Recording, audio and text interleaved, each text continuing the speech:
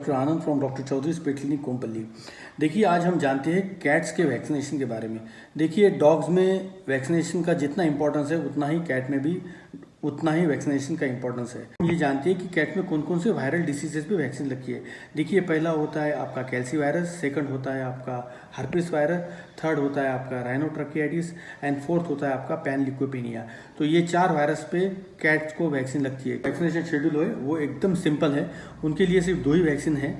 एक तो है आपका सीआरपी और दूसरा है एंटी रेबीज। ठीक है, तो सीआरपी आपका कोर वैक्सीन में आता है और एंटी रेबीज आपका नॉन कोर वैक्सीन में आता है। एज अगर 6 to 8 वीक्स है तो उसको सीआरपी वैक्सीन लगता है। उसके बाद उसका बूस्टर 21 डेज के बाद यानी 10 to 11 वीक्स, और उसके बाद अगेन एक बूस्टर लगता है जो कि 14 to 15 वीक्स में लगता है। देखिए, आपको एंटी रेबीज वैक्सीन आपका कैट 90 डेज होने के बाद ही लगाना है।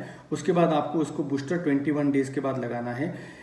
एंटी रेबीज वैक्सीन क्यों लगाना है? क्योंकि आपका कैट किसी दूसरे कैट के संपर्क में या किसी डॉग के संपर्क में आता है और या फिर कोई डॉग बाइट होता है तो उस वक्त अपनी कैट की इम्यूनिटी बहुत सही रहती है। इसलिए कुछ ओनर क्या करते हैं, पेट शॉप में जाते हैं या फिर ब्रीडर के पास जाते हैं या फिर ट्रेनर के पास ही अपना उसका वैक्सीनेशन करवा लेते हैं। देखिए, आपको ये ख्याल रखना है, उन लोगों को कोई भी एक्सपीरियंस नहीं है।